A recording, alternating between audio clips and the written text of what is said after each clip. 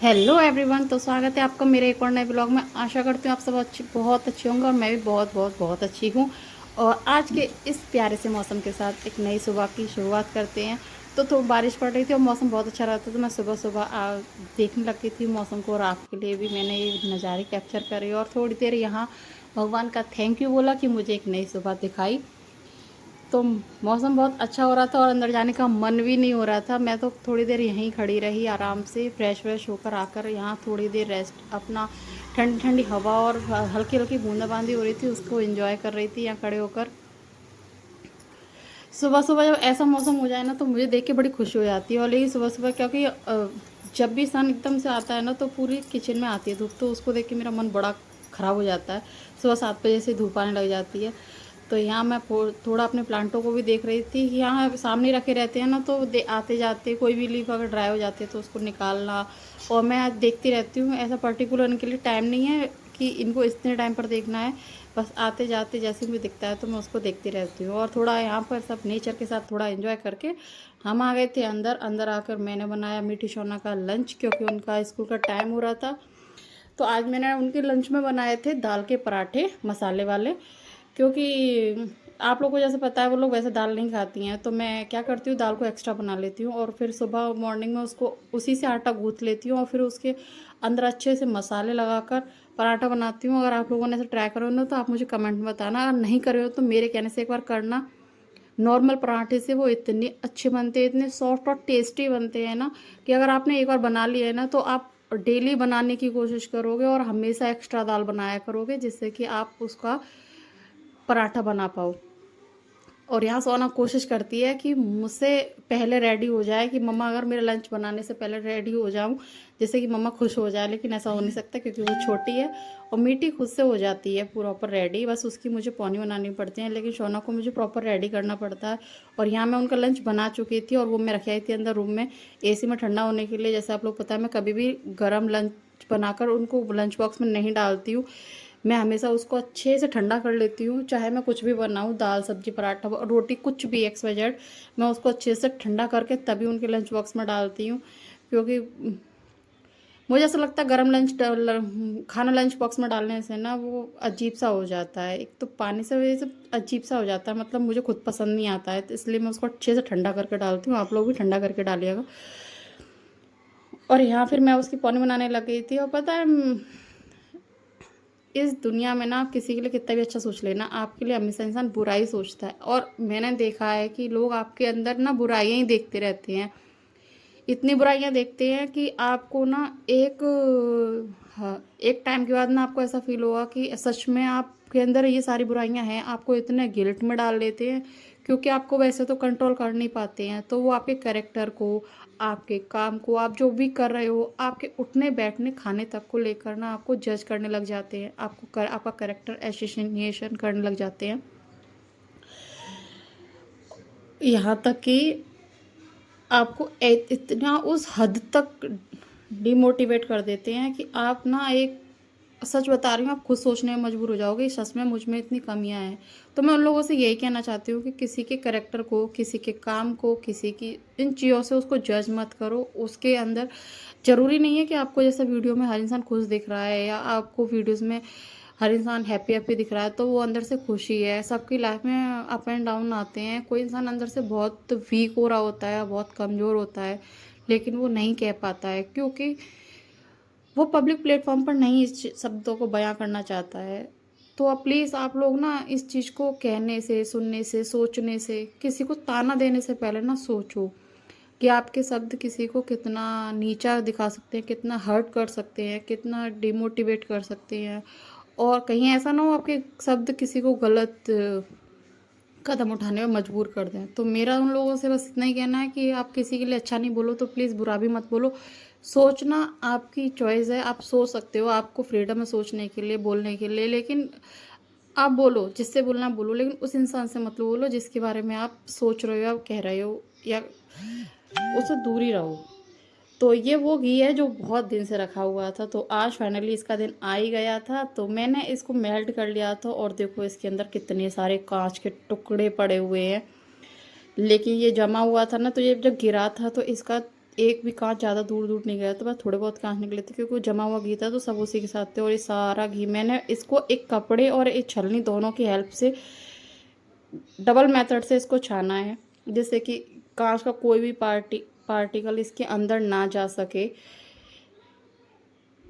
देखो आप, अब मैंने इसको पूरा अच्छे से सब छान लिया है ना। इतना बड़ा कांच का टुकड़ा था, देखो कितने सारे कांच के टुकड़े थे। अब मैंने इसको अच्छे से डबल मेथड से छान लिया और इसको कर दूंगी स्टोर। और आप लोग बताना अब मैं इसका घी का क्या करूं, क्या मैं इसको खा सकती हूँ या नहीं खा सकती हूँ, या मुझे फेंक देना चाहिए था। मेरे दिल ने गवाही नहीं दी इसको फेंकने की, तो मैंने ये सच बता रही हूँ नहीं फेंका है, ये मेरे पास रखा हुआ है। नेक्स्ट वीडियो में बताऊंगी कि मैं इस घी का क्या कर रही हूँ, क्या करती हूँ, मैं खाती हूँ या फिर कुछ फेंकती हूँ। जो भी एक्सवाइजेड करूँगी मैं आपको दिखाऊंगी। मैं आपको देखो पास से दिखा रही हूँ, इसके अंदर कोई पार्टिकल नहीं है, एकदम नीट एंड क्लीन घी निकल कर आया है। और मुझे ऐसा लगता है कांच के कोई पार्टिकल इतने में से तो नहीं जा सकता है। तो मैंने ये स्टोर कर लिया था और अब मेरा हो गया था। मीठी सोना को छोड़ आई थी मैं, क्योंकि इन लोगों का तो टाइम जब ही हो गया था। इन लोगों को छोड़ कर आने के बाद मैं आ गई थी। अब अपना मैंने घी कर लिया। घी के साथ साथ ही मैं अपनी चाय बनाने के लिए रख देती हूँ। मैं जल्दी जल्दी सोचती हूँ जितना काम कर सकती हूँ उतना कर लूँ, क्योंकि फिर जब हम थोड़ी देर के लिए बैठ जाते हैं ना, फिर हम बहुत लंबे टाइम के लिए बैठ जाते हैं। मेरे साथ तो ऐसा होता है कि अगर मैं चाय पीने बैठी ना तो 1 घंटा जाता है, क्योंकि मैं फिर फ़ोन स्क्रॉल वीडियो स्क्रॉल करते करते करते करते ना टाइम मेरा बहुत ज़्यादा वेस्ट हो जाता है। इसलिए मैं कोशिश करती हूँ कि मैं अपने टाइम को यूटिलाइज़ करूँ। जब मेरे को पता है कि मुझे इतनी देर बैठ जाऊँगी तो मैं पहले काफ़ी हद तक काफ़ी काम कर लेती हूँ, खासकर किचन को, क्योंकि मुझे लगता है सबसे ज़्यादा काम किचन में ही होता है। झाड़ू पोछा एक बार कर दोगे उसके बाद नहीं हो, कपड़े एक बार धो दोगे तो उसके बाद कोई गंदे नहीं होंगे, लेकिन किचन में सबसे ज़्यादा काम होता है। आप जितनी बार बर्तन साफ़ कर लो, जितनी बार किचन क्लीन कर लो, आपको जितनी बार काम होता है उतनी। और सबसे ज़्यादा काम किचन में ही होता है, किचन के अलावा कहीं काम नहीं होता है। और आप मैं आप लोगों के साथ वीडियोस में इसलिए हैप्पी रहती हूँ कि किसी को मुझसे मोटिवेशन मिल जाए तो मुझे। और हाँ, मैं आप लोगों को एक बात तो बताना चाहती थी कि पहले मैं डेली वीडियोस अपलोड करती थी, लेकिन अब मैं ऐसा नहीं करती हूँ। मैं ऑल्टरनेट डेज पे करती हूँ।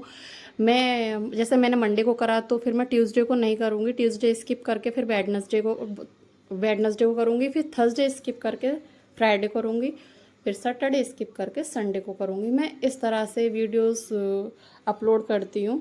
मतलब वीक में मेरी 3 वीडियो अपलोड होती हैं, जैसे मंडे, वेडनेसडे, फ्राइडे।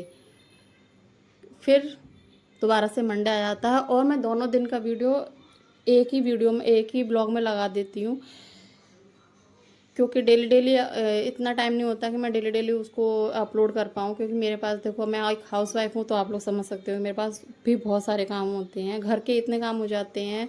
उसमें से जो टाइम बचता है, जैसे रिकॉर्डिंग वगैरह शूट वूट करती हूँ, उसके बाद निकालती हूँ। और फिर मुझे अपने इंस्टा के लिए भी वीडियोस शूट करनी होती हैं, अपने फेसबुक पर भी देखना होता है, तो फिर मेरे से इतना नहीं हो पाता है।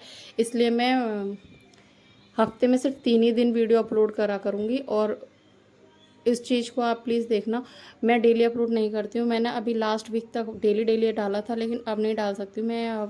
मैंने इस चीज़ डिसाइड करी है मैं कि सिर्फ वीक में सिर्फ 3 ही बार वीडियो डाला करूँगी। लॉन्ग शॉर्ट में डेली डाला करूँगी।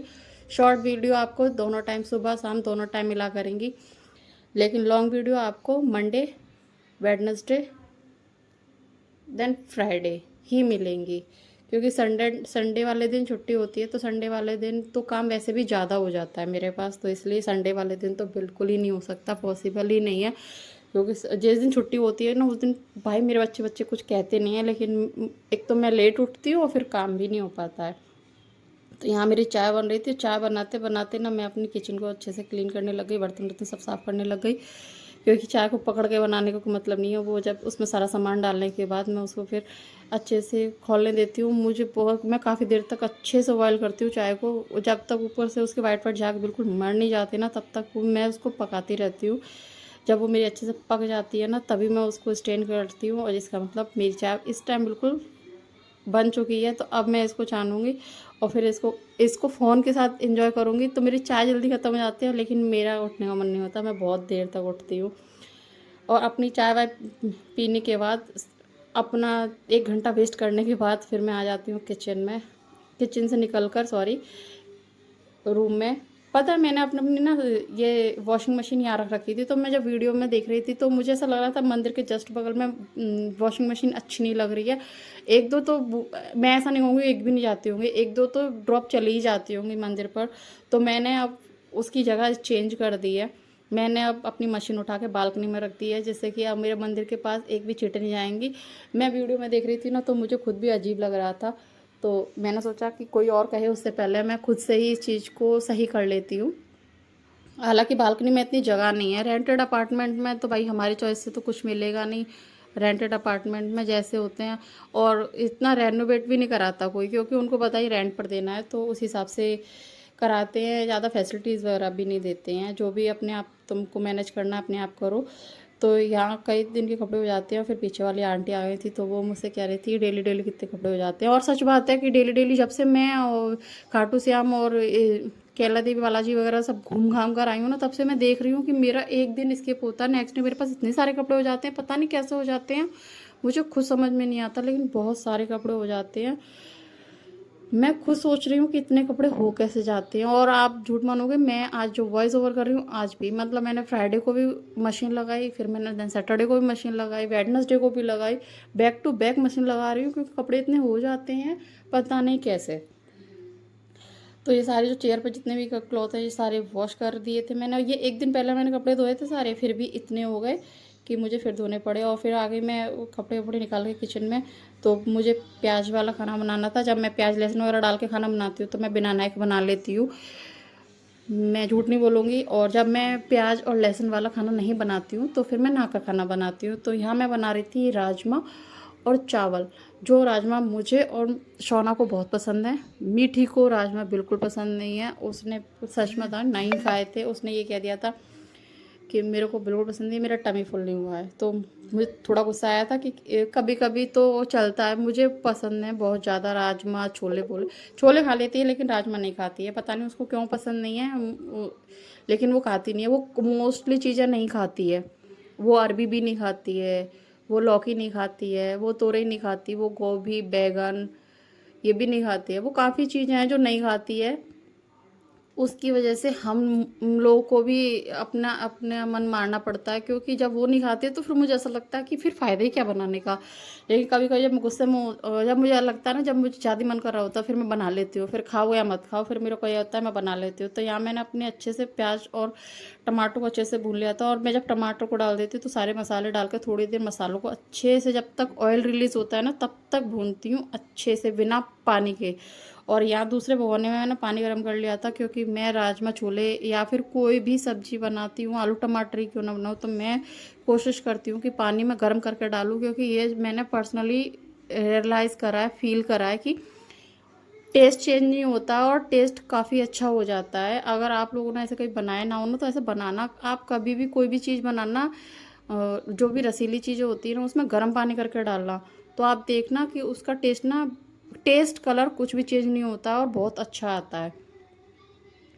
और यहाँ मैं ना उस मीठी की वजह से ना सारे राजमा को अच्छे से मैश कर रही थी, जिससे कि वो जितने वो मैश हो जाएंगे ना तो ग्रेवी में जितने जाएंगे तो वो उतने खा तो लेगी। मुझे ऐसा लगता है कि मैं किस वे में, किसी भी वे में, मतलब उनको ये दाल वाल खिलाना चाहती हूँ। मैं कोशिश अपनी तरफ से पूरी करती हूँ कि मैं खिला सकूँ।